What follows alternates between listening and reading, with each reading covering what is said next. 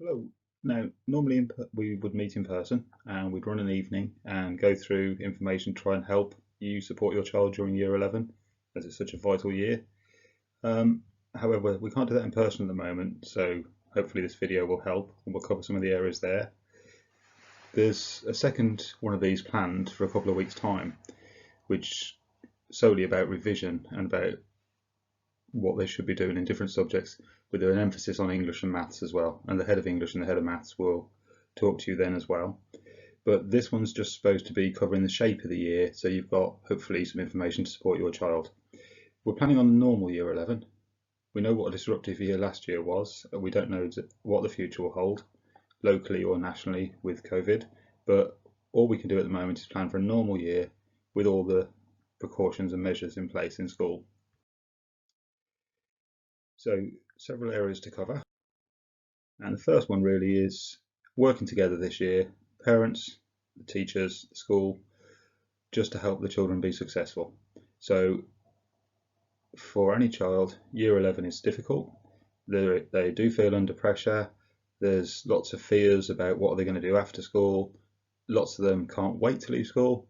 And about halfway through the year, when the countdown begins, they're like, I can't believe I have to leave, can't I stay? So helping them manage through year 11 and actually end really successfully, so they leave really proud of what they've achieved. Just a quick mention about school ethos, etc. COVID hasn't affected that. Our aim is that they're going to leave us as successful learners. We have really high expectations of them. They're going to know how to learn. They are going to be well set up, whether they're going into an apprenticeship or straight to work or going on to college and then university. They'll know how to learn, they'll have those great habits, and that will make them confident. They'll be confident individuals, confident in themselves and their beliefs, their opinions. And it's that whole person rather than just academic that we really pride ourselves on. So the fact that they spend time discussing world issues, we expose them to what's happening out there, and then we let them form their own opinions based upon evidence rather than having the opinions of somebody else forced on them. And hopefully that then means that they're going to be responsible citizens in the future and that they're going to contribute really well to society. Just a quick mention to attendance. In year 11, this is even more important than ever. We are planning and have already put in place an online curriculum if they did have to isolate at home, and we'll come to that in a few minutes. But actually, there's a direct correlation between attendance at school and the grades that they'll get at the end of the year. So anything you can do to encourage them in every single day, as long as they're not ill and they need to be resting at home, that would be brilliant. Attitude really is everything, and they say it's 90% of your success is down to attitude. 10% is actually aptitude, how intelligent you are, how naturally talented you are. And it's that attitude every single day, even if you find it a bit boring, even if you're not feeling it that day, keeping that positive attitude and with homework, etc., that's going to make a big difference. So anything you can do to encourage that. So one of the things parents can do is, I would actually encourage you to look through your child's books with them. If you sit there and you go through the book and you're saying, that's amazing, that looks brilliant, even though you may be getting the response of a grunt or it's all right, what actually is happening is they'll be feeling a real pride inside themselves. The fact that you're giving them time to look at their work, the fact that you're encouraging them, that you're impressed with what you see. And also what it means is if you say things like, you could have done that a bit neater, or why is that not finished? Little things like that, they'll take notice of what you say, and then that will actually help them and with their self-confidence, knowing that you're involved and that you want to look at their work. It's just more encouragement. With homework, the habit of leaving it all till Sunday evening and then rushing it, or finding, oh, there's too much to do, I didn't actually do any of it. Again, if you have the lock-in for it, you have access to this as well. Just that little and often. Piece of homework every evening, 2 half hours or an hour's worth of homework. And if you've got somebody who's not in the habit currently of doing homework, just getting them to do some to start with, and then slowly over time. But year 11 doesn't have to be stressful. If they're working hard all year, they won't have any panics after Christmas or after Easter as the exams get closer and closer. So actually you'll be helping them to manage their time and then actually manage how nervous they get later in the year. If you want to pause on this and put down any of the dates or look at any of the dates, I'd encourage you to do so, but I don't need to read them to you. So it's all about how we can help them be successful, how we can help them be ready to move on next year to college, to apprenticeship, even to work. And as I said before, attitude is absolutely everything.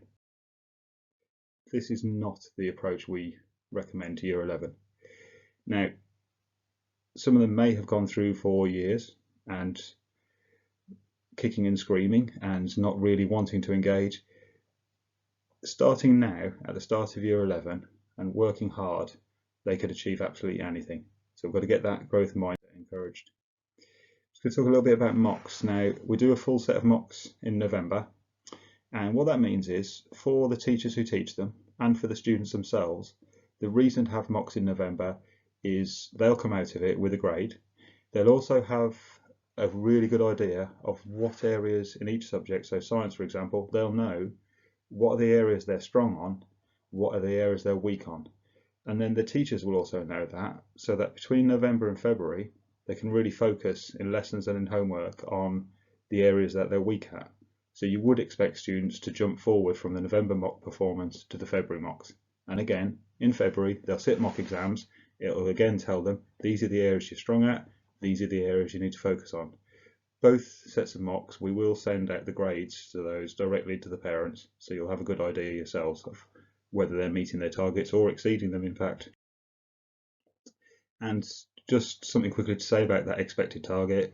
The expected target is a national statistic, and what that's based on is when they started the school, they came in with Key Stage 2 scores from Year 6, and if they were to make the same progress as students nationally, that's what they'd reach, their expected targets. So the challenge targets that we set are 1 grade higher than that, and there's many cases each year of students who they start with expected targets of 5s and they leave with straight grade 7s. So don't let the expected target be a limiter. It's not just a matter of I'm okay, I'm on target. If you're working really hard and you're on target, brilliant. If you're not working very hard and you're on target, well, maybe if you work really hard, you would be above target. So it's trying to create that aspiration and that vision that actually if I work really hard, I can get the grades I really, really would be proud of when I leave school. When we send grade sheets home, the A for above target, the O for on target, and the B for below target should indicate to you where you might need to contact teachers. You might want to contact me and say, why is my child below target? Is there anything I can do to help at home? I can tell you what we're focusing on in lessons. So then everyone's in the picture, we can help them be successful. Just a couple of reminders, they're not really new GCSEs anymore. They've been around 4 years. They are harder than what was there before. There's hardly any coursework. So in English, maths, science, there's no coursework now. History, geography, no coursework. Everything is 100% exam all at the end of Year 11. So there's no module exams.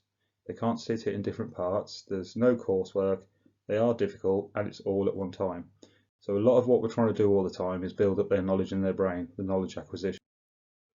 And that knowledge acquisition is about keep recapping, going over the same stuff again and again, adding new bits to it, loads of little tests all the time and little quizzes to help keep that fresh in their brains. So a lot of what they're set at home sometimes is going over stuff from a month ago or 3 months ago or maybe even last year, just to revisit it, because the more often you revisit it, the more likely it is to stick in your memory. So a lot of it is knowing an awful lot and storing it in your brain.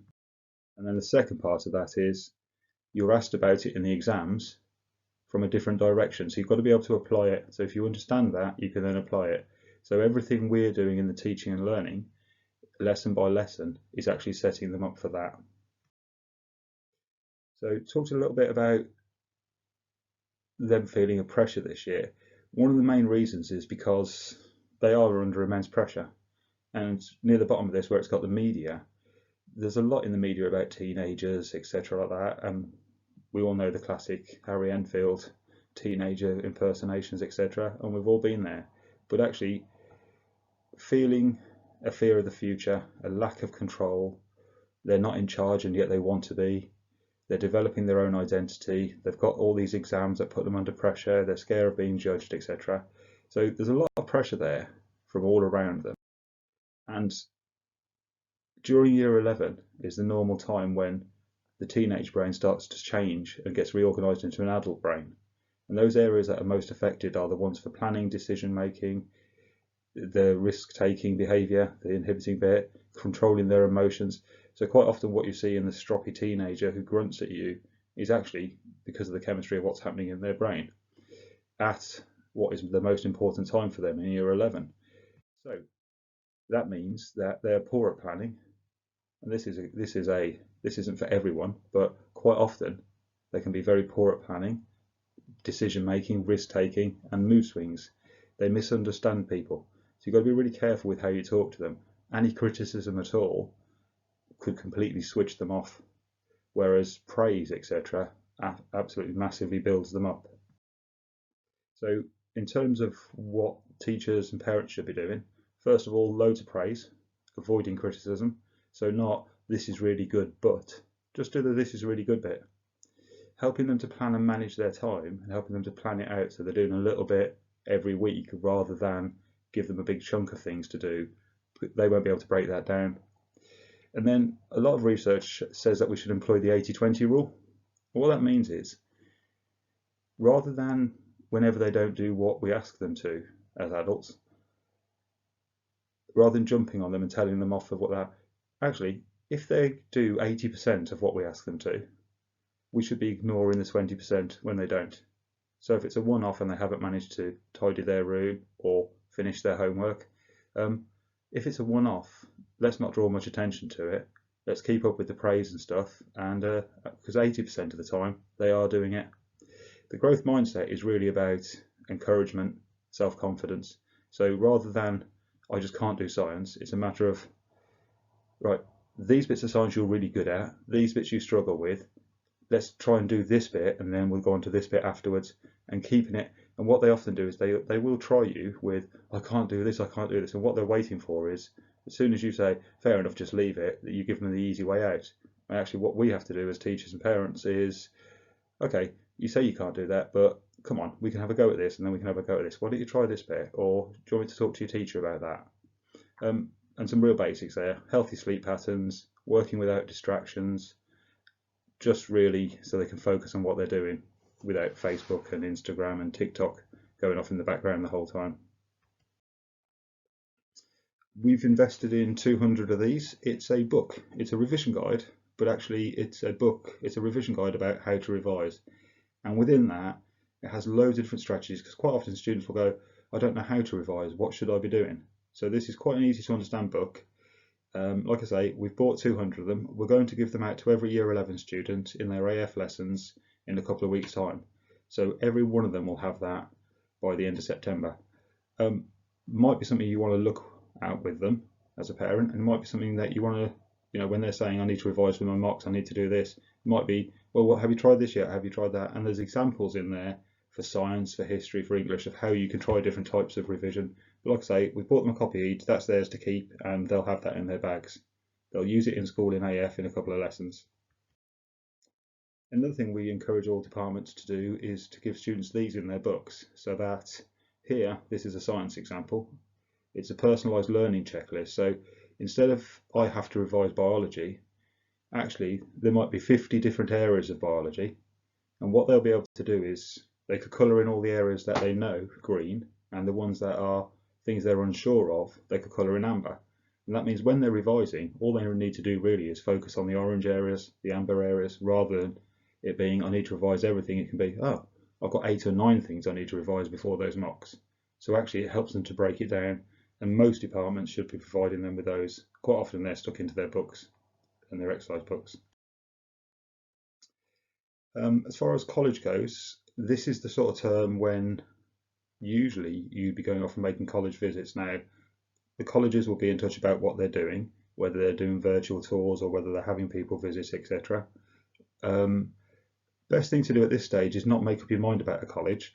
What we'd strongly encourage year 11s to do is consider all of the colleges, have a look at what they all offer, and you can actually apply to 4 different colleges. doesn't mean anything. Colleges then might make you an offer you an interview that you can take outside of school time, and you can just wait until you get your results. So nothing's binding, nothing's firm. Colleges will offer places and say, well, if you get this grade and this grade, you can do this course. And we'd encourage our students to maybe accept all 4 places at 4 colleges. And then they've got all year then to make up their mind about which one they're actually going to go with. There's no contract, so that's fine to do that. The other main thing that students do after leaving school is go onto an apprenticeship. So there's a website there and you can sign up, and then they'll give you details of any vacancies that you can apply for. So well worth looking ahead for that. Before Christmas is a good time to do this. The reason for that is a lot of the good apprenticeships, people will be applying for them from Christmas time, early spring, and then they'll be gone. So with some of the motor companies, for example, there's no point in turning around at Easter and saying, I'm going to look at motor mechanic apprenticeships. Most of those will already have had their interviews, and people will have been allocated places onto them. So the earlier you start in the year, if that's something you're interested in, the better. And so thank you for listening. Hopefully you found that useful in some shape or form. And I say we're going to do a second one of these about revision with more guidance on English and maths and what they're actually doing in lessons and what they could be doing at home, as those two are so vital for them to actually be able to access college, etc. But it's all of us working together this year that's going to help them be successful. I say thank you for listening.